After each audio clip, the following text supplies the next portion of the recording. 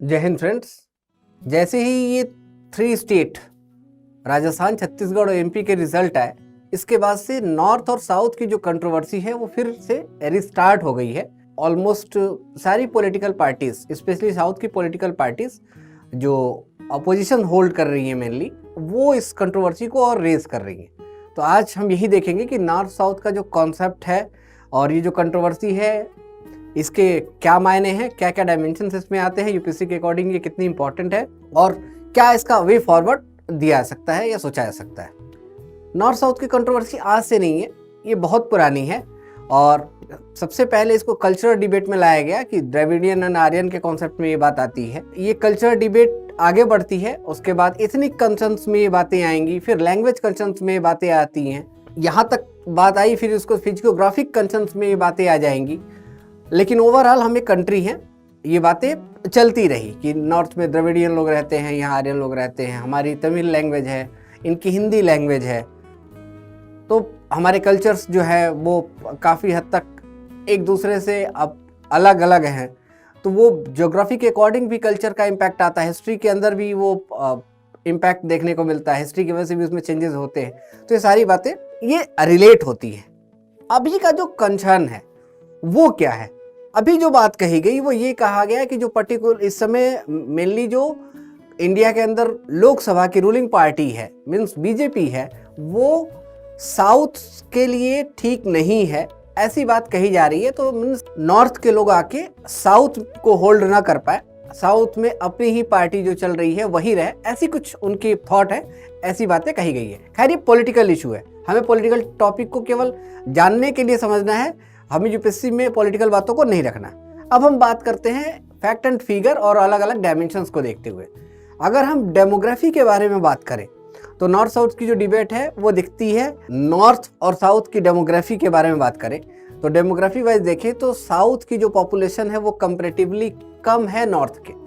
North की जो population है, वो जनसंख्या है, वो ज़्यादा है। तो ये एक चेंजेस देखने को, अब ये रिलेट होता है पॉलिटिकल पावर से। कैसे? आपको पता है इंडिया के अंदर जो कंस्टिट्यूएंसी का कॉन्सेप्ट है वो अकॉर्डिंग टू पॉपुलेशन ही एमपी बनाने के बारे में बात की गई है। अगर ज़्यादा जनसंख्या बढ़ेगी तो फिर जो नंबर ऑफ एमपीज होंगे वो नॉर्थ इंडिया से ज़्यादा होंगे, और जहाँ से ज़्यादा एमपीज बनेंगे वहाँ डेमोक्रेसी में क्या हो, जमहूरियत में सर गिने जाते हैं, तो इनके होल्ड करने की पॉसिबिलिटी जो है वो ज़्यादा होगी। जबकि ज़रूरी नहीं है कि लीडर नॉर्थ का ही हो, क्योंकि इस समय जो लीडर है वो गुजरात से आते हैं। एक ये डायमेंशन है, पॉलिटिकल पावर से रिलेटेड बातें कही गई, ये बातें हैं।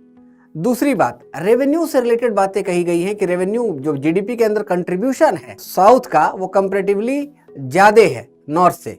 ये बात भी फैक्चुअली करेक्ट है, इसमें भी कोई दो राय वाली बात नहीं है।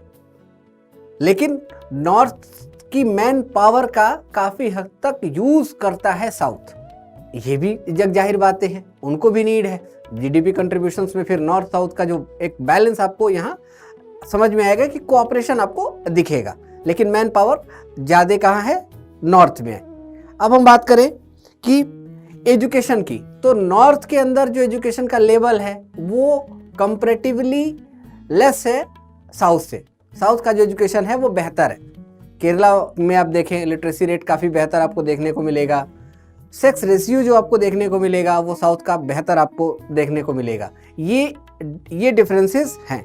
अब रेवेन्यू के अकॉर्डिंग भी एक डिबेट आती है कि हम तो ज़्यादा रेवेन्यू देते हैं और इसका वेलफेयर स्कीम के लिए यूज़ करती है सरकार, और नॉर्थ इंडिया में ये पैसा डिस्ट्रीब्यूट होता है, उसका एडवांटेज साउथ के लोगों को उतना नहीं मिल पाता। दिस इज अ इशू, ये भी एक डिबेट का पॉइंट है, एक बातें रखी गई है। R&D के बारे में बात करें, रिसर्च एंड डेवलपमेंट के बारे में बात करें तो जितने इसरो या DRDO के सेंटर्स आपको देखने को मिलेंगे वो सारे के सारे साउथ में हैं। मीन्स R&D में होल सोल जो है वो साउथ ही है, नॉर्थ का बोलबाला बिल्कुल भी नहीं है। इंडस्ट्रीज में भी देखें तो साउथ ज़्यादा प्रोमिनेंट तरीके से काम करता है कंपैरेटिवली नॉर्थ के। ट्रेड के बारे में देखें तो भी आपको ये दिखेगा कि जो साउथ का कंट्रोल है, साउथ की होल्ड है, वो ज़्यादा है कंपैरेटिवली नॉर्थ के। तो मैंने आपको बताया कि नॉर्थ और साउथ की जो डिबेट है वो किस तरीके से कितने डायमेंशंस को कवर कर रही है। अब बात कर लेते हैं मेनली आज की जो पॉलिटिकल सिस्टम की कंट्रोवर्सी है वो क्या कह रही है। आज की जो पॉलिटिकल सिस्टम की कंट्रोवर्सी है वो उसका सिंपल सा कहना है कि एक country all over the India cover ना करे, इस तरीके से ये छोटे छोटे टॉपिक को रेज किया जाता है। ये रीजनलिज्म का अगर आप यूपीएससी के सेकंड पेपर में आप देखें, सोशल इशू वाले टॉपिक में रीजनलिज्म का कॉन्सेप्ट आपको देखने को मिलेगा। इस तरीके की बातें रखी गई है। आइडेंटिटी क्राइसिस को अगर समझें तो वहां से ये टॉपिक रिलेट होता है और उसको एड ऑन किया जाता है। ये सारे डायमेंशंस हैं पॉलिटी, और पॉलिटी के साथ आपका सोशल इशू, और सोशल इशू के साथ ये रिलेट होता है। मेनली टॉपिक पेपर 2 से ही रिलेटेड है, यही आपको ये चीज़ें देखने को मिलेंगी। अब अगर हम जब से आज़ाद हुए और तब तक ये देखें तो ये डिबेट कंटिन्यू रही।